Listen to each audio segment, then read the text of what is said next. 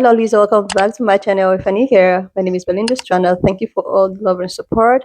Don't forget to please subscribe to this channel, turn on notifications so that anytime I upload videos, you'll be the first person to be notified. To my returning subscribers, to those people that share my videos, leave commentaries, and also educate each and every one of ours. You guys are the real So lovely. So I came across this video of mine for you, and I thought to share where Americans are actually reacting to the fact that this inflation is not getting anyone nowhere. They have gone as far as wanting to see the Mr. Orange, and this got people reacting, and I was able to put up some of those stitches. I'm just going to roll the clip as well as the stitches I was able to put together. Please leave me your own thought in the comment section of what you think of the video. Please do not forget that we do not support any form of bullying and harassment. We are just here for educational and informative purposes. Alright lovelies, let's dive into it. We just announced today a new lawsuit against the Trump administration. He does not have the right under the International Economic Emergency Power Act to impose these tariffs. We're not going to stand back, and we're not going to continue to get rolled, particularly industries like agriculture, a $48 billion a year industry here in the state of California, largest manufacturing state in America, $412 billion a year in economic output. The impact these tariffs, these taxes are having on industries that are export dependent, particularly industries like the almond industry. Almonds, pistachios, and dairy alone in the state of California represent 43% of our exports to Mexico, Canada, and China. California is going to court to make sure the Trump administration backs down. Tariff increases announced so far is significantly larger than anticipated, and the same is likely to be true of the economic effects, which will include higher inflation and slower growth. That's the Federal Reserve Chairman, who is known for choosing his words very carefully, saying very clearly today that President Trump's tariff policy is going to have real consequences for all of us. As he was talking, the stock market nosedived. Now, the chairman also referenced the great philosopher Ferris Bueller during his speech today, which I'm going to share with you in a second. But first, I want to focus on the serious stuff he said about how the Fed is preparing for all of this so you can understand it and prepare yourself too. Chairman Jerome Powell was speaking at the Economic Club of Chicago this afternoon. Now, in case you didn't know, the Federal Reserve, which is an independent body that operates within the federal government, has a very well-defined two-part job. They have two goals. One, to ensure maximum employment, and two, to facilitate stable prices. Today, Chair Powell said the Fed has worked really hard since the pandemic to get inflation under control without also crashing the economy. He said the Fed was so close to hitting that so-called soft landing as recently as last year. But then he said in January, everything changed. 2024 was a year where the economy grew 2.4%. Unemployment remained in the low fours, close to mainstream estimates of maximum employment, and inflation came down and was running at the end of the year around 2.5%. That's the economy that we had. Where we are now, again to your question, is the administration is, as I mentioned in my remarks, is implementing significant policy changes, and particularly trade now is the focus. And the effects of that are likely to move us away from our goals. So unemployment is likely to go up as the economy slows in all likelihood, and inflation is likely to go up as tariffs find their way, and some part of those tariffs come to be paid by the public. Now, I have been reporting since last year that you are the one who pays for tariffs, not the other countries, not Mexico, not China, you and me. And the Fed chairman says historically, not only do tariffs cause inflation on certain items that are directly impacted by the actual tariff, but they can also even impact other items that are not directly impacted by the specific tariff. For example, Powell has said when washing machines get hit with a tariff, that increases the cost of washing machines and the price of washing machines. But oftentimes manufacturers will also increase the price of dryers, not because the dryer was hit with a tariff, but because the price of washing machines went up. So they could just raise the price on both. Powell says the Fed is going to do whatever it can to prevent this inflation from these tariffs from escalating. And indeed, our role is to make sure that this will be a one-time increase in prices and not something that turns into an ongoing inflation process. That's a big part of our job. The good news, according to Chairman Powell, is, he says, because of all the work the Federal Reserve has done, the U.S. economy, at least right now, is fairly strong. We have a strong jobs market, and yes, at least right now, inflation is at 2.4%. That is not the Fed's 2% goal, but it is definitely close. Powell said no matter what these tariffs bring to the U.S. economy, the Federal Reserve is ready to respond. As that great Chicagoan Ferris Bueller once noted, life moves pretty fast. For the time being, we are well positioned to wait for greater clarity before considering any adjustments to our policy stance. We continue to analyze the incoming data, the evolving outlook, and the balance of risks. We understand that elevated levels of unemployment or inflation can be damaging and painful for communities, families, and businesses. We will continue to do everything we can to achieve our maximum employment and price stability goals. The level of tariff increases announced so far is significantly larger than anticipated. So head of the U.S. Federal Reserve, Jerome Powell, basically without saying it, said we are on our way to stagflation. He was quoted to say the level of tariff increases is just far beyond anything we were expecting at the Federal Reserve, and that the situation we currently have is unprecedented, and really we don't have anything to compare it to know how to run the playbook of the Federal Reserve. What is stagflation? Stagflation is basically a period of economic decline, but still having high inflation, where normally inflation is tied to economic growth. Inflation causes all the things you don't want to see. It causes unemployment to skyrocket, it causes goods to skyrocket in price, it causes consumer confidence to plummet, and the cycle just continues because there is no real playbook on how to get out of the stagflation cycle. The last time we had stagflation was in the 1970s, and it was due to the oil crisis and basically led to the modern invention of supply-side economics in order to attempt to circumvent stagflation in the US. Now, what are we going to do to get out of stagflation this time? I don't know, maybe turn the tariffs off that are 245% in China. That's just a thought, maybe a quick one. Well, I made the mistake of turning on the news, and I listened to some of Trump talking in front of the Department of Justice, spewing his goddamn lies, telling things about us, about Americans. I can't stand that man. And now I find out I have pneumonia and I can't march tomorrow. Hold up the truth, warriors. Hold it up for me. I can't be with you. Every new day in America feels like stepping into a brand new episode of a reality show that no one signed up for. Except this time, the host is back, and he's got even more executive power. Ever since Trump waltzed back into the Oval Office, life has taken on a surreal quality, like we're living inside a political fever dream. Prices are shooting up like they've got SpaceX funding. The world is watching us like a bad soap opera, and everyday Americans are left wondering what fresh chaos awaits today. Minnesota Republicans just introduced a bill that would allow you to be arrested for speaking out against Donald Trump. It would literally put you in the insane category, where they could put you in a mental institution, and they're calling it TDS, Trump Derangement Syndrome.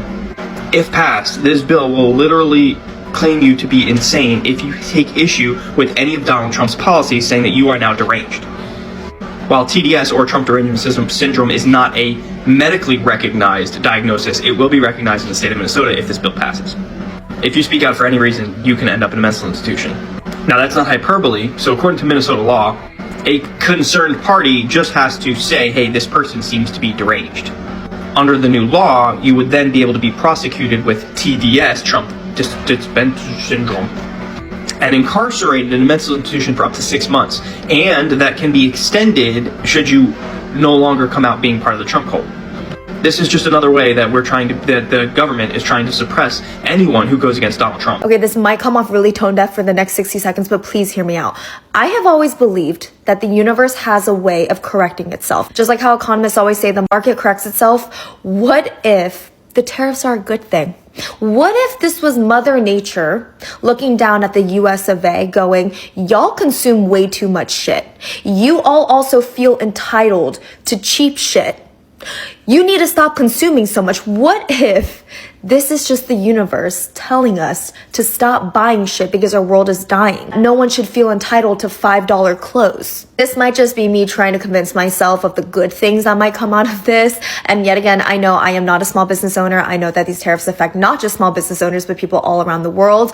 But on the consumer side, I am feeling like people really need a wake-up call and to examine their consumption. Let me make this clear. This is not commentary on necessities like pharmaceuticals where people actually need these things to survive. This is also not commentary on price gouging, but the whole entitlement conversation when it comes to consumer goods for non-necessities. For example, I see a lot of people coming on here talking about Lululemon and Alo and how they're price gouging us. It's so overpriced. It's not a necessity. Hate to break it to you, but the price is the price. If tomorrow Alo Yoga decided that they wanted to raise the price of their leggings to $300, that is the price.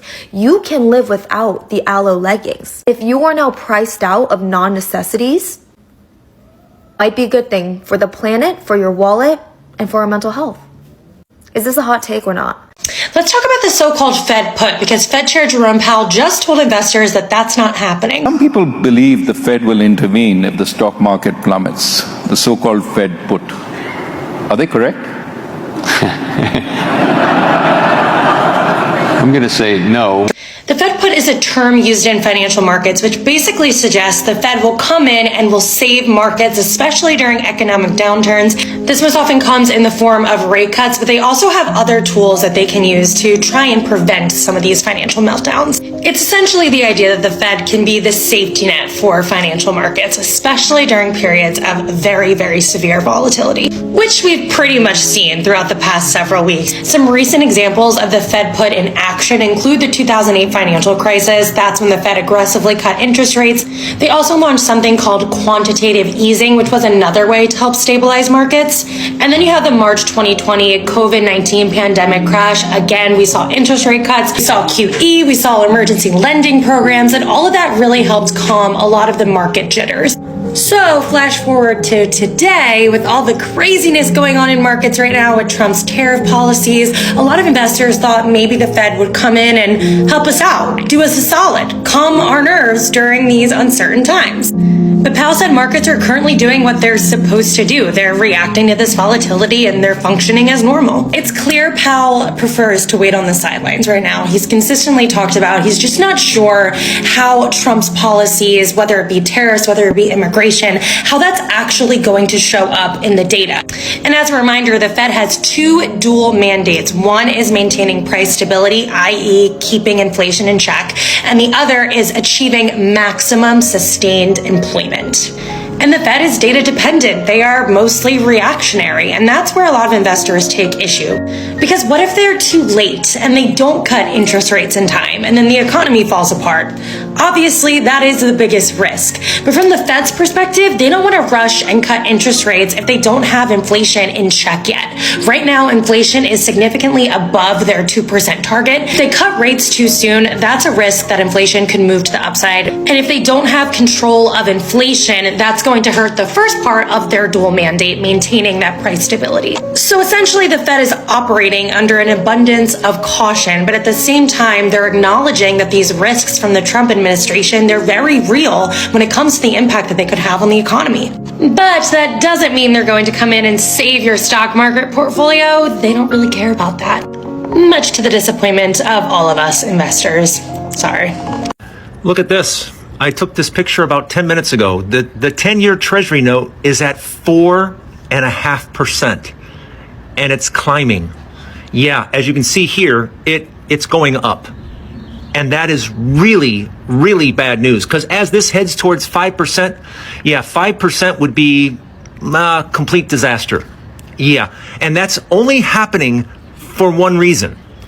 It's happening because people are losing faith in the United States. They're losing faith in us. So that's why Treasury yields are going up. They're going up because countries are going, I don't think I'm going to keep loaning money to America. I think I'm going to pass. And if that keeps happening, within a month or two, the United States is bankrupt. I want you to understand right now, right here, just how dire it really is. Because around the world, they do not believe in this administration. They don't believe anything this administration has to say. And now the full faith and credit of the United States is under suspicion. And that is a massive problem that I can't even begin to tell you how dangerous that is. And now the Republicans are pushing a budget bill that throws $5 trillion on top of what we owe already. It is a recipe for complete and total disaster. And no one is saying, wait a minute, you are literally leading us into a disaster. Yeah, but I'm here to tell you, this is a nightmare and it's all coming true right in front of our face. Like and follow for more. The next 2 months are going to be possibly catastrophic. Inflation this, inflation that. Why is nobody talking about how this administration and these tariffs might cause something even worse? Stagflation. Inflation's scary older brother. If you want to be prepared for a recession, you better understand how this works. And I'm Vivian, your BFF and your favorite Wall Street girly who teaches you all the economics and finance you should have gotten in school. So if you want to learn more, follow me. Before we can talk stagflation, we got to cover the other flations. Inflation you've heard of. Simply put, rising prices over a period, reducing the value of money. This coconut water is cheaper today than it will be in 1 year. Inflation is normal and healthy, and we typically aim for 2% each year. On the flip side, you got deflation. Simply put, falling prices over a period.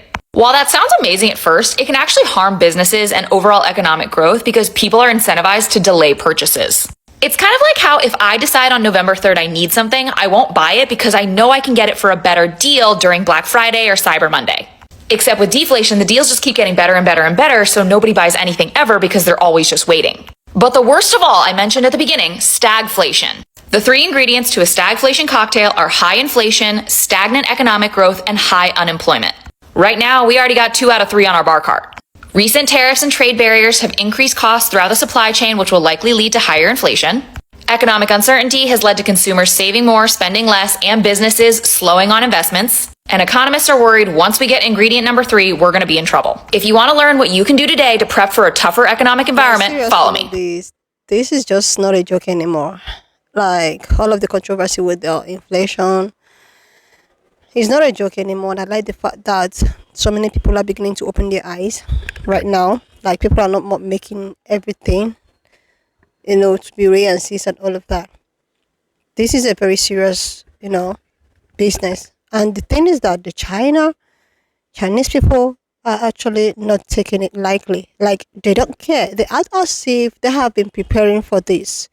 Like, it's as if that they have been preparing for a very long time. They don't care. Like, they even said it, that they do not care. They have been surviving and striving.